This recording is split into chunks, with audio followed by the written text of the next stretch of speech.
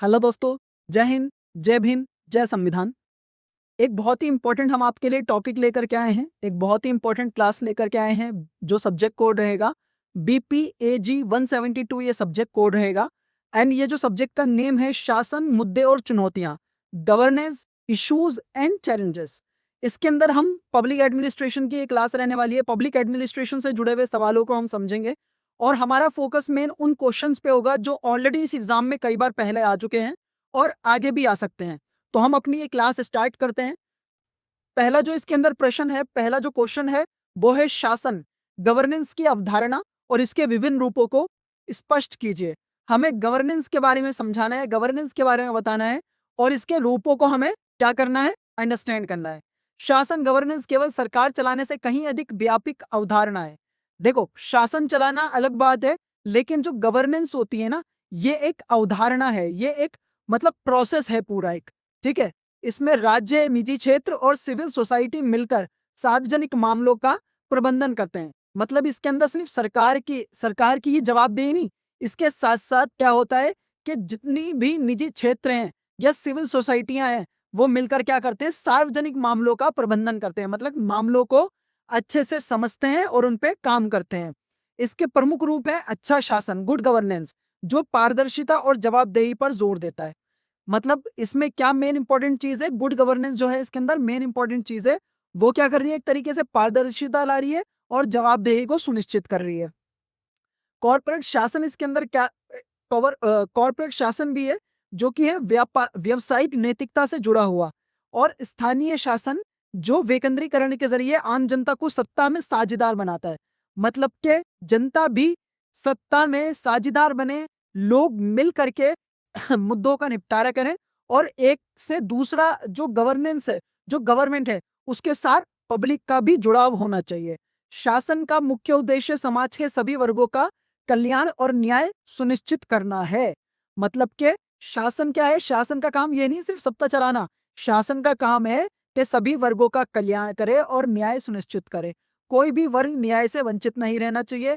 कोई भी वर्ग ऐसा महसूस ना करे कि मुझे कम समझा जा रहा है और दूसरे वर्ग को ज्यादा समझा जा रहा है। यही होता है एक तरीके से शासन, गवर्नेंस, इसी को कहा जाता है। अगले प्रश्न पे आते हैं, वैश्वीकरण का राज्य, बाजार और नागरिक समाज पर क्या प्रभाव पड़ा है। जो ग्लोबलाइजेशन है, ग्लोबलाइजेशन का क्या प्रभाव पड़ा है, ग्लोबलाइजेशन, इसका क्या प्रभाव पड़ा है राज्य के ऊपर, बाजार के ऊपर और नागरिक समाज के ऊपर, वो हमें अंडरस्टैंड करना है। वैश्वीकरण ने राष्ट्रीय सीमाओं को पार कर आर्थिक, सामाजिक और राजनीतिक बदलाव किए हैं। इसके कारण राज्य की पारंपरिक भूमिका कम हुई है और वह अब नियामक, रेगुलेटर की तरह काम करता है। राज्य क्या कर रहा है, एक रेगुलेटर की तरह काम कर रहा है। बाजार, निजी क्षेत्र की भूमिका अत्यधिक बढ़ गई है, जिससे आर्थिक उदारीकरण को बढ़ावा मिला है। और निजी क्षेत्र क्या हो रहे हैं, जो प्राइवेट इंडस्ट्री है वो बढ़ रही है। ठीक है, भूमिका अत्यधिक बढ़ गई है, जिससे आर्थिक उदारीकरण को बढ़ावा मिला है। वही नागरिक समाज, सिविल सोसाइटी और गैर सरकारी संगठनों, एनजीओस का महत्व भी बढ़ा रहे हैं। इससे क्या हुआ है कि सिविल सोसाइटीज बढ़ी है और एनजीओस का भी एक तरीके से महत्व बढ़ गया है, ताकि बाजार और राज्य की मनमानी पर रोक लग सके और मानवाधिकारों व पर्यावरण की रक्षा हो सके। एनजीओस ने क्या करा है, एनजीओस ने और सिविल सोसाइटीज ने, इन्होंने सरकार को एक तरीके से, ये सरकार के ऊपर एक प्रेशर ग्रुप की तरह काम कर रहे हैं। ठीक है, प्रेशर ग्रुप क्या होते हैं कि जो सरकार को मजबूर करे, जिस तरफ सरकार का मन या जिस तरह सरकार का पॉइंट नहीं है, जिस जिस चीज को निग्लेक्ट करनी है और वह एक जरूरी मुद्दा है, उस पे एनजीओ और सिविल सोसाइटी क्या करती है, सरकार का ध्यान केंद्रित करने की कोशिश करती है, सरकार का ध्यान घुमाती है। ठीक है, अगले प्रश्न पर अब हम आते हैं। अगला जो प्रश्न है, सुशासन, गुड गवर्नेंस के प्रमुख तत्वों की व्याख्या कीजिए। गुड गवर्नेंस क्या होती है, उसके बारे में हमें समझना है। सुशासन के मुख्य स्तंभ पारदर्शिता, ट्रांसपेरेंसी, उत्तरदायित्व, अकाउंटेबिलिटी, कानून का शासन, रूल ऑफ लॉ, सहमति उन्मुख दृष्टिकोण और प्रभावशीलता है। अभी देखो, आपने देखा होगा दिल्ली के जंतर मंतर पे भी एक तरीके से इस चीज का प्रोटेस्ट हो रहा था और अब झारखंड के अंदर भी वही प्रोटेस्ट हो रहा है कि स्टूडेंट्स को क्या चाहिए, वही अकाउंटेबिलिटी चाहिए। ठीक है, अकाउंटेबिलिटी चाहिए, जवाबदेही तय हो, किसकी वजह से लैक हो रहा है, किसकी वजह से पेपर लीक हो रहे हैं, ये सब जानकारी चाहिए और ये अकाउंटेबिलिटी होनी चाहिए। पारदर्शिता का अर्थ है सरकारी कामकाज और निर्णयों की जानकारी जनता को आसानी से मिलना। जवाबदेही का अर्थ है कि शासन करने वाले अपने कार्यों के प्रति जनता और संस्थाओं के प्रति उत्तरदायी हो। सुशासन में समाज के सबसे कमजोर वर्ग की भी नीति निर्माण में भागीदारी सुनिश्चित की जाती है, जिससे भ्रष्टाचार कम होता है और विकास की गति तेज होती है। अगर ये सारे काम होने लग जाएं, अकाउंटेबिलिटी होने लग जाए और रूल ऑफ लॉ चले, ट्रांसपेरेंसी रहे, तो उससे क्या होगा?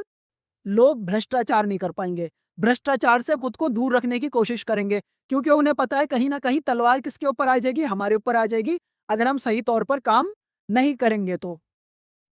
अगले प्रश्न पे आते हैं, शासन में सूचना और संचार तकनीक आईसीटी की भूमिका और चुनौतियां क्या है? ई गवर्नेंस के तहत प्रशासन में सूचना और संचार तकनीक का प्रयोग तेजी से बढ़ाए। अब गवर्नेंस के अंदर क्या हो रहा है? एक तरीके से सारी चीजें इलेक्ट्रॉनिक चल रही हैं, सारी चीजें मतलब एक तरीके से इलेक्ट्रॉनिक माध्यम से हो रही है। चाहे आप उसमें हमारे डॉक्यूमेंट ले लो, चाहे किसी भी चीज का ब्यौरा ले लो, चाहे कोई जानकारी ले लो, सारी चीजें किस पे आ गई हैं? ई गवर्नेंस के ऊपर आ गई हैं। इससे सेवाओं की डिलीवरी तेज, पारदर्शी और भ्रष्टाचार मुक्त हुई हैं, जैसे डिजिटल इंडिया, आधार, ऑनलाइन पोर्टल। हालांकि इसके समक्ष कई चुनौतियां भी हैं, जैसे डिजिटल डिवाइड, ग्रामीण और शहरी क्षेत्रों में तकनीक तक आसमान पहुंच, है ना, आसमान पहुंच हो रही है ना। गांवों के अंदर क्या उतनी फैसिलिटी मिल पा रही है गवर्नेंस की जितनी शहरों में नहीं मिल पा रही है आज भी, क्योंकि क्या है कि लोग इलेक्ट्रॉनिक चीजों को समझेंगे भी तो तभी जब एजुकेशन होगी। अब शहरों के मुकाबले गांवों के ग्रामीण क्षेत्रों में क्या है, आज भी जो शिक्षा का स्तर है वो कम है। गांव के लोग क्यों शहरों की तरफ जाते हैं? क्योंकि शहरों में अच्छी शिक्षा पद्धति है, शिक्षा स्थिति है, इसलिए ही वो शहरों की तरफ रुख करते हैं। साइबर सुरक्षा का खतरा, डेटा गोपनीयता की समस्याएं और ग्रामीण क्षेत्रों में तकनीकी बुनियादी ढांचे की कमी, है ना। अगर देखो किसी चीज का कुछ फायदा होता है तो नुकसान भी होता है। मान लो ये जो ई डिजिटल प्रोग्राम चल रहे हैं जितने भी, या जितने भी ई गवर्नेंस की स्कीम चल रही हैं, जैसे हमारी आधार की अब सारी जानकारी गवर्नमेंट के पास ऑलरेडी अब अवेलेबल है, पर ये जरूरी नहीं कह सकते हम कि भाई वो कब तक सुरक्षित है, क्योंकि कहीं बहुत सारी चीजें क्या होती हैं, जो जानकारी इंटरनेट के ऊपर अवेलेबल है वो कभी ना कभी किसी ना किसी तरीके से हो सकता है शायद कि चोरी भी हो सकती है ना। क्योंकि जो डाटा होता है वो चुराया जा सकता है, वो हैक किया जा सकता है। जैसे कि अगर मैं आपको बात बताऊं तो कई बार बैंक का डाटा भी उड़ जाता है, बैंक का डेटा भी चोरी हो जाता है ना। तो ये अगर हमारी जानकारी है सारी ऑनलाइन भी है, जैसे हमारे आधार की सारी जानकारी ऑनलाइन है, तो उसमें भी चांसेस कहीं ना कहीं हैं कि वो डाटा भी चोरी हो सकता है। यही उसके बारे में लिखा हुआ है कि साइबर सुरक्षा का खतरा है, डेटा गोपनीयता की समस्याएं हैं। क्योंकि जहां तक पहले जो जानकारी सिर्फ मुझ तक थी, सरकार ने अपनी तरफ से कोई डॉक्यूमेंट प्रिंट करा, वो डायरेक्टली मेरे एड्रेस पे भेज दिया, वो डाटा मेरे तक था पहले। अब वो डाटा इंटरनेट के ऊपर है, मेरा डाटा चोरी हो सकता है ना। ये जरूरी नहीं कि चोरी हो रहा, लेकिन हो सकता है ना। तो उस चीज को हमें अंडरस्टैंड करना पड़ेगा। अगले प्रश्न पर अब हम आते हैं, समकालीन समय में मीडिया की भूमिका शासन के संदर्भ में समझाइए। मीडिया को लोकतंत्र का चौथा स्तंभ माना जाता है। मैं कुछ नहीं बोलूंगा इसके बारे में, ठीक है। जो शासन की प्रक्रिया को गहराई से प्रभावित करता है, ये सरकार की नीतियों और योजनाओं की जानकारी आम जनता तक पहुंचाता है और जनता की समस्याओं व अपेक्षाओं को सरकार के समक्ष रखता है। देखो ये जिम्मेदारी है, ठीक है। अब ये जिम्मेदारी कौन सी मीडिया कितने मन से शिद्दत से कर रही है वो उनके ऊपर है, इसके ऊपर मैं कमेंट नहीं कर सकता, है ना। क्योंकि कुछ कुछ नहीं, ज्यादातर मीडिया जो है आज की डेट में आपको पता है कि मीडिया की स्वतंत्रता में या मीडिया के इंडेक्स के अंदर हम कौन से पायदान पर आ रहे हैं आज की डेट में भारत के अंदर, ठीक है। एक स्वतंत्र और निष्पक्ष मीडिया भ्रष्टाचार को उजागर करके शासन में पारदर्शिता और जवाबदेही सुनिश्चित करता है।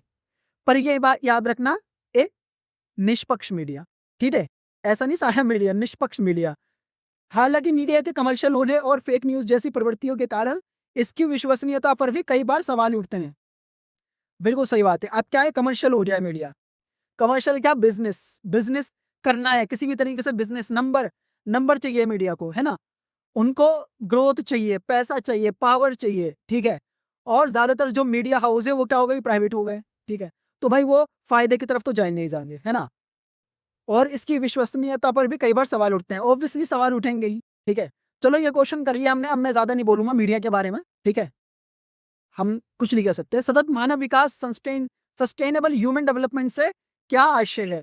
देखो ये जो क्वेश्चन है ना, सस्टेनेबल ह्यूमन डेवलपमेंट, सतत मानव विकास, इसके ऊपर पूरी क्लास मैंने रेडी कर रखी है, हमारे वीडियो के फीड में अवेलेबल है, वहां पर भी आप पढ़ सकते हो। सतत मानव विकास ऐसी विकास है जो वर्तमान पीढ़ी की जरूरतों को पूरा करता है, बिना इस बात से समझौता किए कि भविष्य की पीढ़ियां अपनी जरूरतें पूरी ना कर सकी।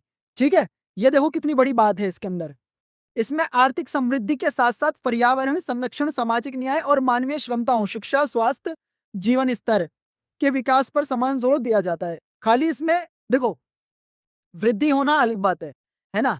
हम सभी चाहते हैं कि भाई हमारे जीवन में वृद्धि हो, हमारे मतलब के एक तरीके से आर्थिक समृद्धि हमारे साथ जुड़ी रहे, है ना, हम ये सब चाहते हैं। लेकिन सतत मानव विकास क्या है, सस्टेनेबल ह्यूमन डेवलपमेंट क्या है, उसके अंदर खाली सिर्फ और सिर्फ आर्थिक समृद्धि पर जोर नहीं दिया जा रहा, उसके साथ में शिक्षा पर, स्वास्थ्य पर और जीवन स्तर पर भी जोर दिया जा रहा है।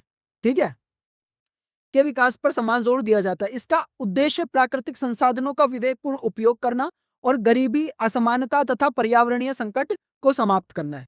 ठीक है, यानी कि एक पूरी तरीके से कवरली सब कुछ सोच रहा है सतत मानव विकास। ठीक है, सस्टेनेबल ह्यूमन डेवलपमेंट, वो खाली ये नहीं देख रहा है कि आर्थिक समृद्धि कैसे होगी, वो पर्यावरण को भी ध्यान में रख रहा है, वो स्वास्थ्य को भी ध्यान में रख रहा है, शिक्षा को भी ध्यान में रख रहा है, और इसी तरीके से इस तरीके के डेवलपमेंट की हमें क्या है, रिक्वायरमेंट है। तो हमने आपके लिए बहुत इंपॉर्टेंट क्वेश्चन इस क्लास के अंदर दिए हैं। अगर आपको वीडियो अच्छी लगी हो, प्लीज वीडियो को लाइक करिए, पेज को सब्सक्राइब फॉलो करिए, और कमेंट सेक्शन में अगर आपको किसी भी टॉपिक के ऊपर क्लास चाहिए, किसी भी सब्जेक्ट की क्लास चाहिए, तो कमेंट करिए, आप हमें, हम आपके लिए वो क्लास रेडी करेंगे। Thank you so much.